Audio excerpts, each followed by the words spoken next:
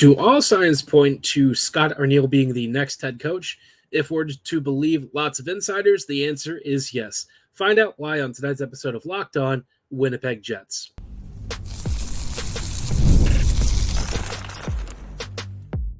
You're Locked On the Hockey Jets, your daily podcast on the Winnipeg Jets, part of the Locked On Podcast Network, your team every day. Hey friends, and welcome to tonight's episode of Locked On Winnipeg Jets, part of the Locked On Podcast Network, your team every day.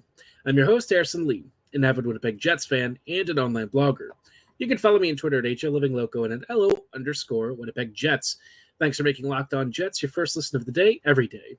If you like what you're hearing, be sure to like, follow, and subscribe on all of your favorite podcasting platforms and YouTube. Doing so, of course, is always free of charge and ensures you never miss another episode.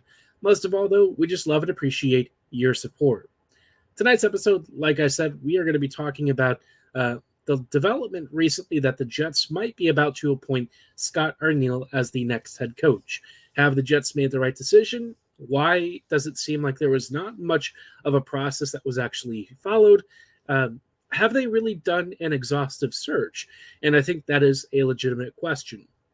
Obviously, their number one candidate, Todd Nelson, if we were to believe that he was their number one target, is still in the AHL playoffs, and in fact is about to move on to the Eastern Conference Finals. So assuming that they're not actually interested in Todd, then at this point, I don't really know what the Jets would be waiting for.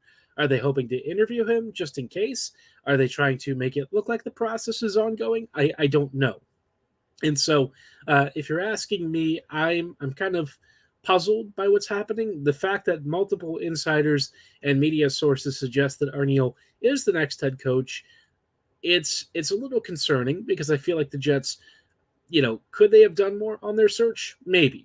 I think that they interviewed a couple of key candidates, but I feel like the process didn't really amount to more than just a couple of interviews and some potential candidates who, for one reason or another, didn't really fit what the Jets needed. And if they just end up going with the safe option, I really feel like that would be a missed opportunity. I'd personally be disappointed in it. I think it's not really fair to the team and fans after all of what we've talked about this offseason, and it would just be a huge annoyance if the Jets basically went through, several weeks of holding it off, and then at the very last second, then they appoint him as the next head coach and make it look like they've gone through this long, exhaustive search. So we'll talk about that in just a moment, but before we go too much further, just wanted to let you know that tonight's episode is brought to you by Game Time. Download the Game Time app, create an account, and be sure to use promo code LOCKEDON NHL for $20 off your first purchase. Terms apply. Now, I just wanted to say also apologies for the silence the last couple of days. As you can tell, I am still not feeling 100%. It is surprisingly difficult to try and talk while you are sick, so hopefully we will get through tonight's episode and resume our normal coverage here pretty shortly. But obviously didn't want to leave this discussion about Arniel for too long. And I think for me, as a Jets fan, I would personally feel pretty let down if Winnipeg basically told us this whole time that they were doing this larger search and that they were interviewing all these candidates, and then they just kind of went with a guy that is already internal and that they feel comfortable with, right? And it's not to say that Arniel is necessarily a terrible candidate, but if we're looking at the options out there and what the Jets kind of need, I feel like it would have been better for Winnipeg to, look a little bit further and maybe look into a guy like Todd Nelson who could potentially be a better solution, right? I think Nelson is a better fit for where the Jets are at currently and what they're looking for. I think if you're Winnipeg and where this franchise is, the Jets need somebody that they can grow alongside with. And that's where I feel like, Nelson would have been a better fit. Not to say that, again, Arniel isn't the right guy, but I feel like Arniel just really hasn't shown enough as a coach yet for me to be really excited. He might be okay. He might be a decent pick, but I feel like every time we see interim coaches get promoted and then, made longer-term coaches like we've seen with LA and a few of these other teams, it usually doesn't end that well. Either their success after being appointed is misattributed or something like that, or in many cases, they're just not really that great. And I think Arniel is kind of a harder one for me to read personally because we don't have a huge sample size with him. It's not like we can just sit there and say that he's got this really long body of work where we can easily point to this is, tactical adjustment A, tactical adjustment B, and, this is what has worked well and all that stuff. I think if we're looking at his body of work, it's pretty mixed. And so it's hard for us to really get a solid read on what he is or isn't.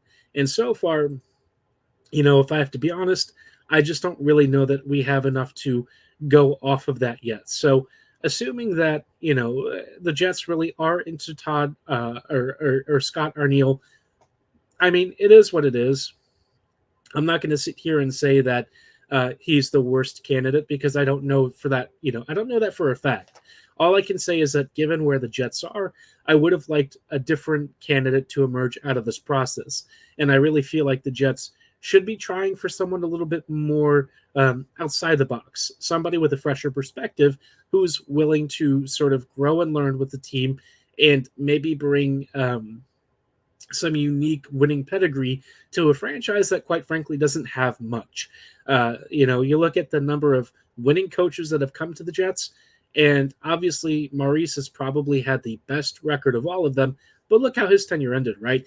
He had some really serious issues with the locker room.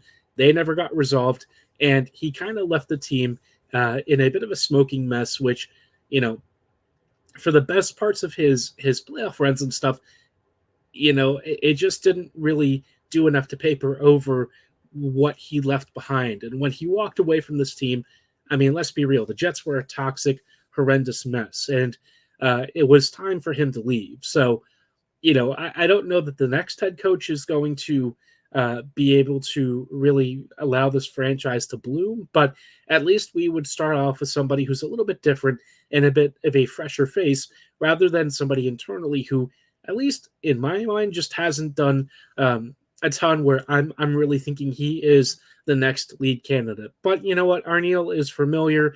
It wouldn't shock me if this is the option that the Jets choose.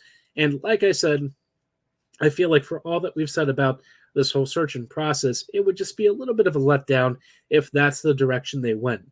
And again, like I said, Arniel may legitimately have some really good qualifications for this, but unless we're looking at a guy who really is some sort of winning coach that the Jets are really believing in, I just don't know that that's really the best avenue, right? I don't know that this is truly the direction the Jets should go in, especially with this team needing to be transitioning to a brighter, faster, more aggressive future. Maybe Arniel is willing to move the team in that direction. Maybe that's what he's really preaching. I don't know. We're not in the interview room with him.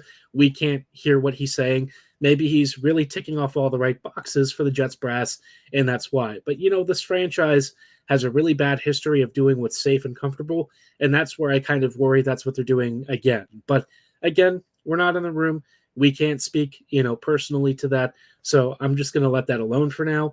But keep in mind, if this does kind of rear its head at some point, in the future, just remember that this is one of the considerations we talked about because let's be real, right? The Jets haven't had too much coaching success as of late, and it would be nice if we could bring in a top candidate pretty soon.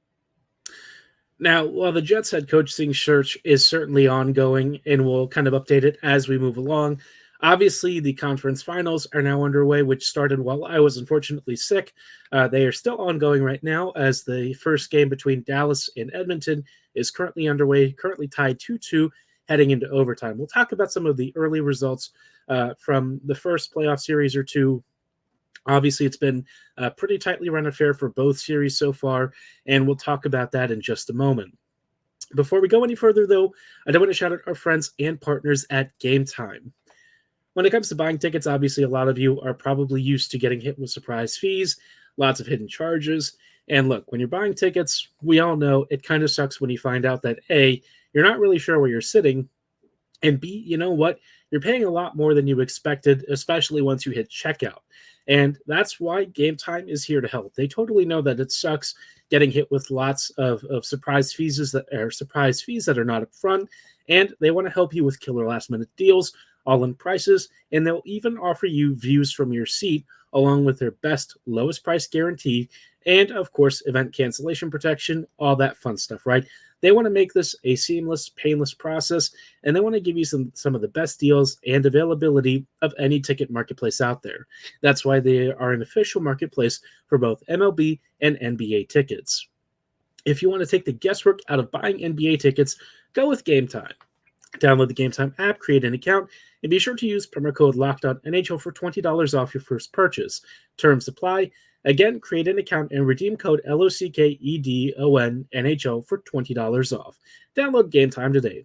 Last minute tickets, lowest price guaranteed. Hey, friends, and welcome back to this episode of Locked On Winnipeg Jets, part of the Locked On Podcast Network, your team every day. Everydayers, thank you so much for joining us on tonight's episode of Locked On Jets as we are talking about, obviously, what has been a pretty crazy start to the playoff run for a lot of teams. Obviously, we are into the Eastern and Western Conference Finals. Right now, the Western Conference Final has finally gotten underway between Dallas and Edmonton. I think a lot of us probably weren't expecting this as it came out, but I think if we're looking at these two teams, I know a lot of people were talking about the Stars as being perhaps a real Cup favorite, and the Oilers, if they got average goaltending, would be up there as well, thanks to a pretty potent offense. And so far, that series has gotten off to a very tight start. But of course, the Rangers and Panthers have also already gotten underway in their series as well. We'll get into those in just a moment. Before we dive into those series starts, just wanted to let you know, for all you Fox Sports and ESPN watchers, if you find yourself having to turn down the volume because of all the shouting, you should make the switch to Locked On Sports today, a free 24/7 sports streaming channel programmed for you daily to bring you the biggest stories without all the screaming. Locked On Sports Today brings you can't-miss analysis, opinions, and news, streaming 24/7 on YouTube or the free Amazon Fire TV channels app, part of the Locked On Podcast Network, your team every day. Everydayers, thank you so much for rejoining us again as we are just talking about Eastern and Western Conference Finals. If you have caught them so far, it's been pretty tight. Obviously, I'm recording this while the Western Conference Final Game 1 is still ongoing, so it's tied 2-2 into overtime. Been a pretty back-and-forth game where, for a while, I would say neither the Oilers nor the Stars were really finding much space. It's been very tight, very close, lots of forechecking, and not a lot of room to move. It wasn't until the second half where I thought the game started to open up a little bit and where the teams were able to get a little bit more flurry opportunities here and there. I thought that there were some good passes down low, a couple of big saves from Ottinger and Skinner, but generally speaking, pretty tightly contested. And so that game, I could see being basically a coin flip at this point. Do I think one of these teams has the clear edge? Tough to say. I think the Oilers might have a slight advantage just insofar as on any one shift, their top talent might be able to take over and finish the game, but the Stars certainly have the overall depth advantage. So it'll be interesting to see who ends up surviving this one. I think that's kind of how you have to look at it, is that it is a bit of a survival game. You're trying to outlast the other opponent, wear them down, and just hope that basically you're the one getting the last opportunity, because then it's probably the winner. So for both of these teams, I'm sure that they're going to want to finish this game up here pretty soon. The longer this goes, the less happy it is for both teams, with only a day or so in between as a break. Now, the Eastern Conference Finals also had a pretty tight, low-scoring affair. Game 1, Panthers ended up squeaking by the Rangers, although I would say it was certainly earned.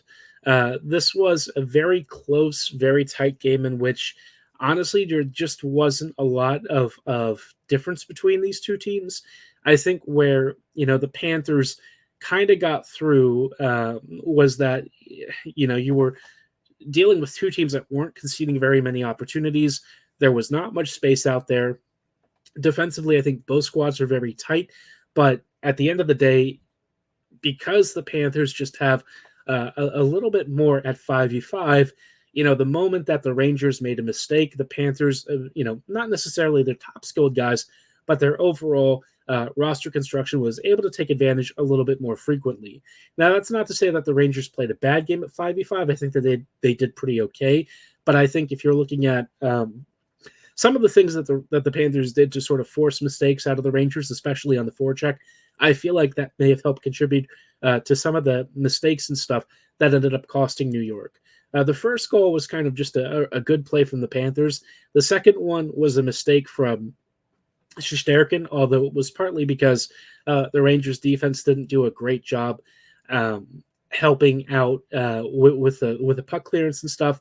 And so, Shesterkin sort of misjudged the distance, got himself into trouble, and that led to an own goal off of Lafreniere, which wasn't great, but I mean, it is what it is. It was kind of a comical moment in the actual sequence, but I'm sure for the Rangers, a bit of a horror show. But overall, I mean, despite the 3-0 scoreline, I think it was actually pretty close, generally speaking. I think what the Rangers are probably wishing had happened was that they broke through on the power play. They had a few special teams opportunities. They weren't able to punch it home, and that was kind of a key difference. And one thing that I mentioned might be a problem for them if their even strength offense kind of tapered off. Would the power play be able to get through? And with Bobrovsky putting up a really tough resistance in net, it has been very difficult to solve him, and he has been an absolute rock for the Panthers to lean on. So no joke there. I think he's turned back the clock a little bit on this season, which is kind of crazy to consider that the past few years, haven't really been kind to him as a Panther, but it seems like this last year or two, things have really turned around, and he's looking more like his old self again, which, if you're the Rangers, probably not the best news.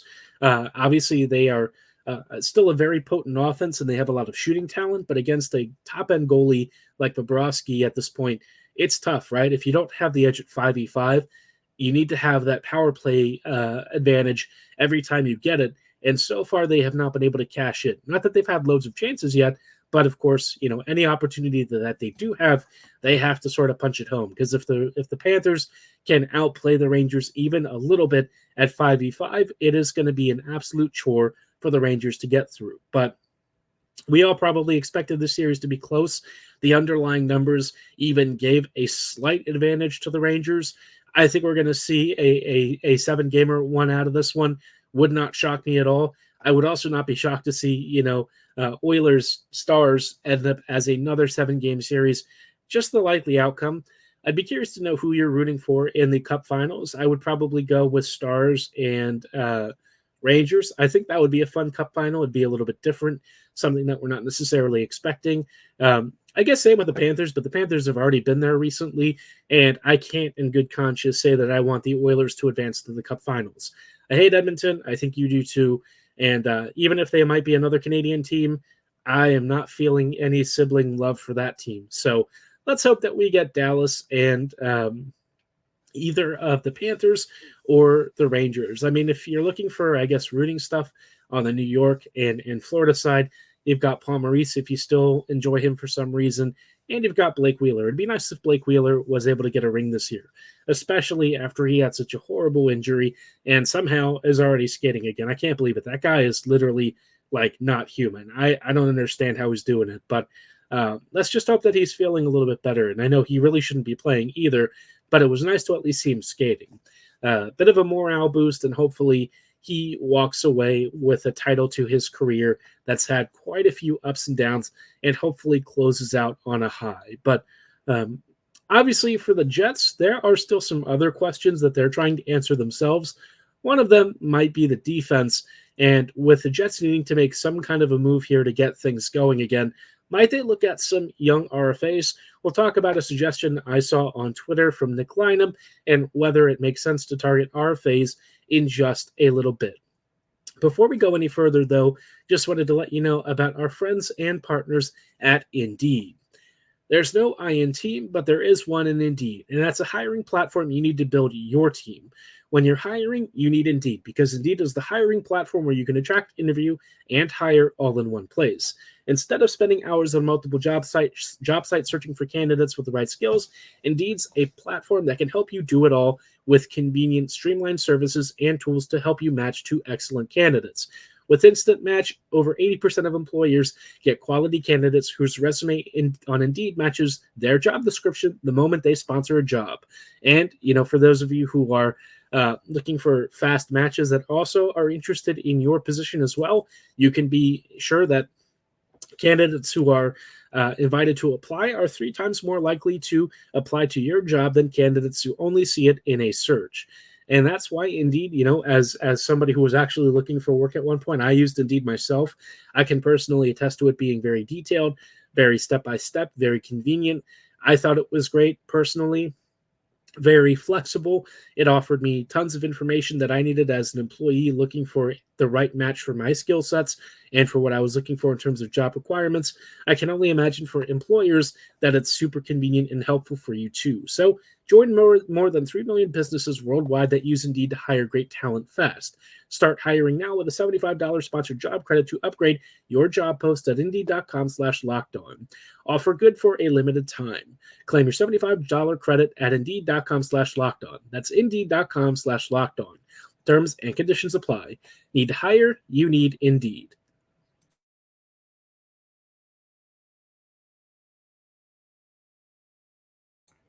Hey friends, and welcome back to tonight's episode of Locked On Winnipeg Jets, part of the Locked On Podcast Network, your team every day. Every day, thank you so much for rejoining us on tonight's episode as we're just wrapping up with a few quick thoughts. Obviously, for the Jets, I think we have plenty of big questions like who's coaching the team next season? Is it Scott Arniel? Is it going to be an outside candidate?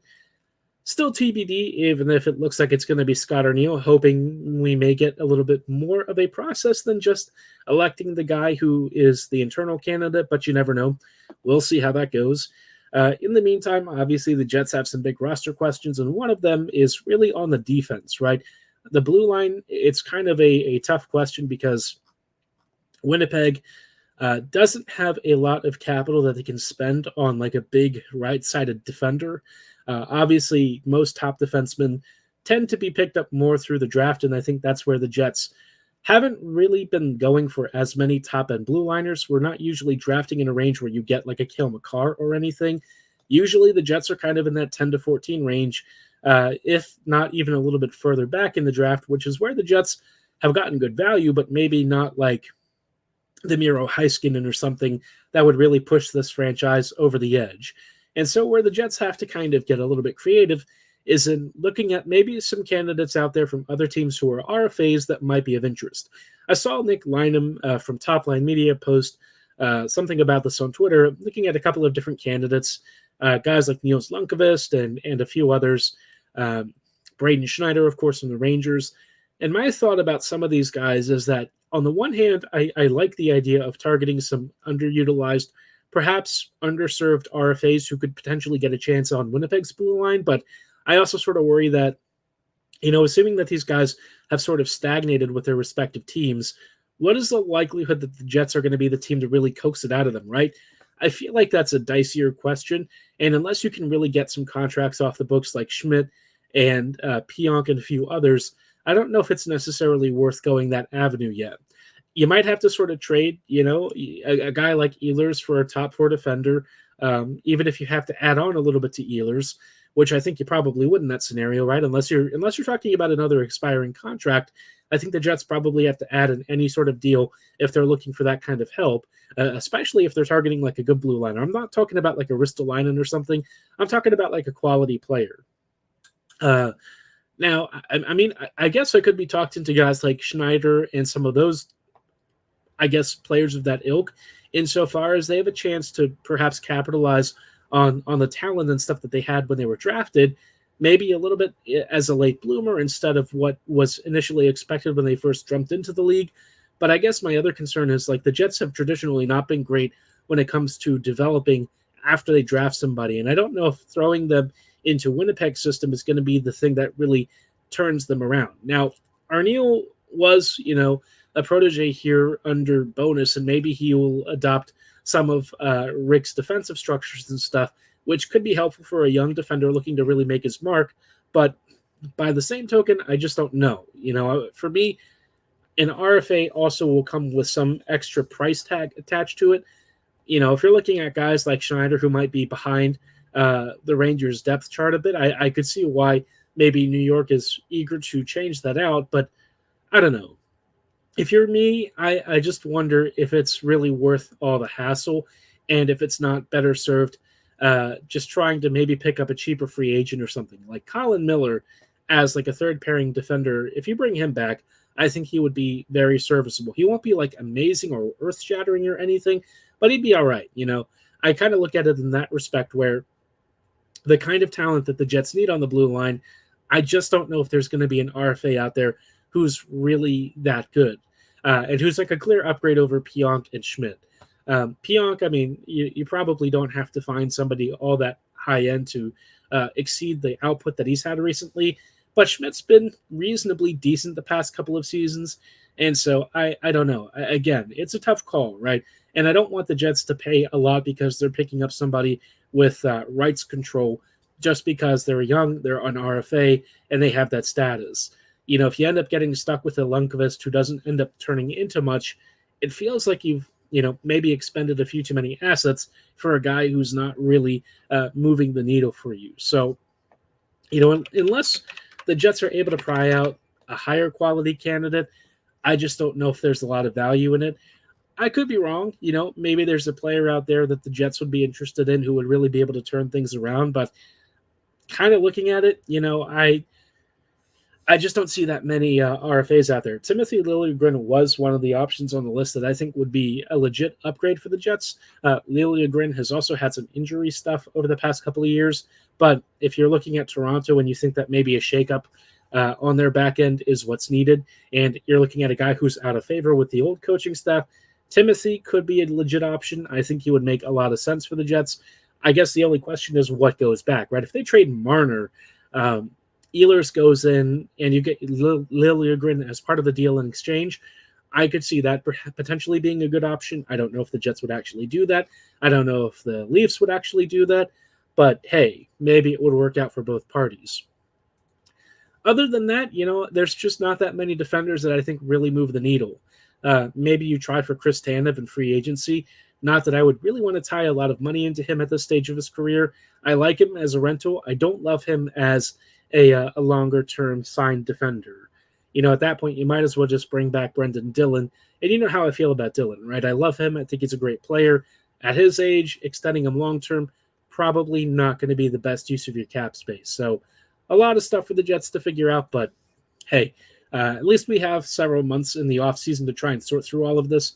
But if the Jets were to, say, buy out Schmidt or Pionk, that could potentially open up some serious flexibility and also open up some spots for perhaps some mid-tier defenders to slide into Winnipeg's roster and maybe earn a spot here or two. But let me know who you think might filter into the Jets defense in the comments below or at my social medias at HLLivingLoco and at LO_Winnipeg Jets. For tonight's episode, though, that's all the time that we have. I thank you so much for listening and making Locked On Jets your first listen of the day every day.